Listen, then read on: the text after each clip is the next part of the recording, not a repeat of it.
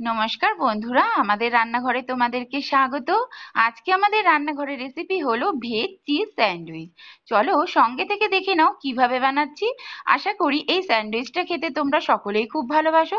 ছোট থেকে বড় আমরা সকলেই কিন্তু মিও আমার থেকে এই স্যান্ডউইচ অনেক সময় কিনে খাই। তোমরা চাইলে এর মধ্যে চিকেন, পেঁয়াজ সবকিছু দিয়েই করতে পারো, অথবা ডিম।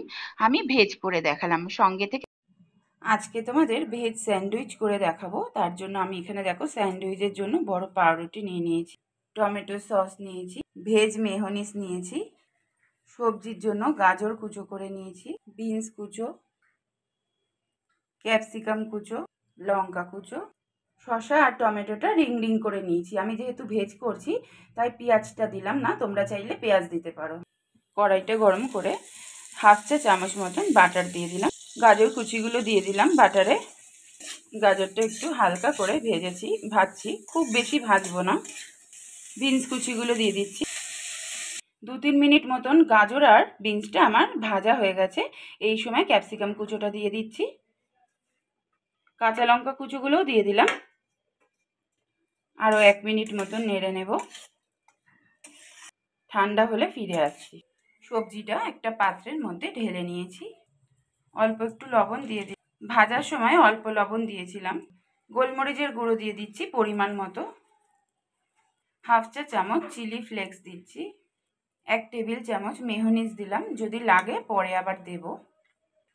সব কিছু দিয়ে একটা চামচ দিয়ে ভালো করে একটু মাখিয়ে নিচ্ছি। আরও 1 টেবিল চামচ দিয়ে দিলাম।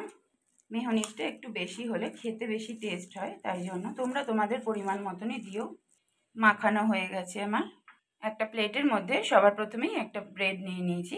তার মধ্যে সবজি দিয়ে মেয়োনিজ দিয়ে যে মিশ্রণটা তৈরি করে রেখেছিলাম, একটা চামচের সাহায্যে সেটা দিয়ে দিতে হবে। পরিমাণ মতন দেবে, তোমরা যেরকম করবে সেই আন্দাজে দেবে। আবার আর একটা ব্রেড নিলাম। টমেটো সস চামচে করে নিয়ে ভালো করে লাগিয়ে দিতে হবে পুরো পাউরুটির গায়ে। সসটা লাগানো হয়ে গেছে। এবার স্লাইস করে কাটা যে শসা আর টমেটো রেখেছিলাম সেগুলো এইভাবে সাজিয়ে দিচ্ছি। গোলমরিচ গুঁড়ো একটু দিয়ে দেবে, যারা ঝাল খেতে পছন্দ করো। যাদের ঝালে প্রবলেম আছে তারা দেবে না। চিলি ফ্লেক্সটাও দিচ্ছি। তোমাদের সমস্যা যদি থাকে, যদি বাচ্চাদের বানিয়ে দাও এই স্যান্ডউইচটা, তাহলে এত ঝাল দেওয়ার প্রয়োজন নেই। এই পাউরুটির মধ্যে এবার চিজ গ্রেট করে দিচ্ছি। চিজ ছাড়া তো স্যান্ডউইচ হয় না, চিজেতেই স্যান্ডউইচের স্বাদটা আরও বেড়ে যায়। চিজটা দেওয়া হয়ে গেছে। এবার যেটার মধ্যে সবজি রেখেছিলাম, যে পাউরুটিটার মধ্যে, দুটোকে একসঙ্গে করে দিতে হবে। 2 হাতে নিয়ে জাস্ট এর গায়ে ওকে বসিয়ে দিতে হবে, ঠিক এইভাবে যোগ করে দিলাম। একটার ওপরে আর একটা তুলে দিয়েছি। সেমভাবে সব কটাই করে নেব।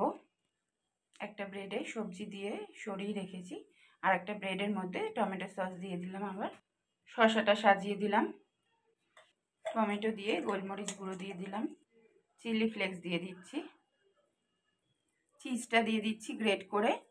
এইভাবে বাচ্চাদেরকে যদি স্কুলে স্যান্ডউইচ বানিয়ে পাঠাও, বাচ্চাদেরকে কিন্তু খুবই ভালো লাগবে। অফিসের টিফিনের জন্য কিন্তু এই টিফিনটা খুবই ভালো, কারণ যেহেতু ব্রেড অনেকক্ষণ পেটে থাকে, পেটটা ভর্তিও থাকবে এটা খেলে। আর খাওয়ার জন্য তো খুবই উপকারী, যেহেতু সব রকম সবজি থাকছে। তোমরা চাইলে অন্য কোনো সবজি দিয়েও করতে পারো, পেঁয়াজও ইউজ করতে পারো। আমি তো নিরামিষ করে দেখাচ্ছি তাই দিলাম না। এবার আগেরটার মতোই দুটো পাউরুটি দেখো 2 হাতে নিয়ে এইভাবে চেপে দিয়ে প্লেটের মধ্যে রাখতে হবে। খুব সাবধানে করবে কাজটা। গ্রিল করার একটা ফ্রাই প্যান আমি ওভেনে বসিয়ে নিয়েছি, নিয়ে প্রথমে গরম করে নিচ্ছি। প্যানটা গরম হয়ে গেছে। এবার বাটার দিয়ে দিলাম। বাটারটা একটু মেল্ট হলে তারপর পাউরুটিগুলো এর মধ্যে দিয়ে ভেজে নিতে হবে। দেখো বাটারটা গলে গেছে। এবার একটা স্যান্ডউইচের পাউরুটিটা নিলাম, নিয়ে এর মধ্যে দিয়ে দেবো। এই সময় কিন্তু গ্যাসের আঁচটা লো টু মিডিয়ামে রাখতে হবে, খুব বেশি হাই করা যাবে না। ধিমে আঁচেই কিন্তু এটা ভাজতে হবে বাটার দিয়ে দিয়ে। 1.5 মিনিট মতন হয়ে গেছে এক পাশটা। এবার অপর পাশটা আমি ঘুরিয়ে দেব। আঁচটা কিন্তু বারবারই বলছি এই সময় লোতে রাখবে, কারণ বেশি বাড়ানো যাবে না। অল্প অল্প করে বাটার দিয়ে নিতে হবে। আবার ওই পিঠটা ঘুরিয়ে দিয়েছি, দিয়ে এই পিঠে আবার একটু বাটার ভালো করে ব্রাশ করে দিতে হবে।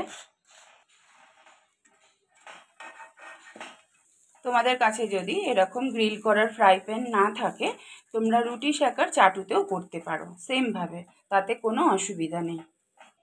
এপিট ওপিট করে ঘুরিয়ে ঘুরিয়ে ধৈর্য ধরে দেখো ঠিক এরকম ব্রাউন কালার করে ভেজে নিতে হবে। এই স্যান্ডউইচটা আমার রেডি হয়ে গেছে। এই সময় তুলে রাখছি। আবার বাটার দিয়ে দিলাম,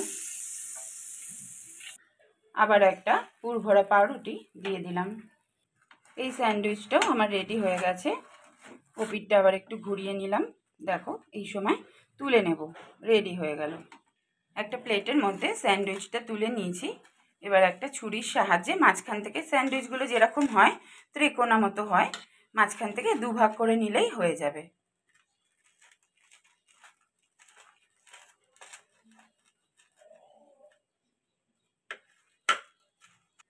দেখো ঠিক এরকম হবে ভেতরটা। আর একটা পাউরুটি নিয়েও সেমভাবে কেটে নেব। দেখো চিজগুলো খুব সুন্দরভাবে কিন্তু গলে গেছে। ভেজ স্যান্ডউইচ আজকের মতো এই পর্যন্তই আমার রেডি হয়ে গেছে। রেসিপিটা যদি তোমাদের ভালো লেগে থাকে অবশ্যই লাইক কমেন্ট শেয়ার করে দিও বন্ধুরা। আর যারা আজকে আমার চ্যানেলে প্রথম এসেছো অবশ্যই সাবস্ক্রাইব করে পাশে থেকো। আজ তাহলে আসি, খুব শিগগিরই আবার আমাদের রান্নাঘরে অন্য একটা ভিডিও নিয়ে তোমাদের সঙ্গে দেখা হচ্ছে।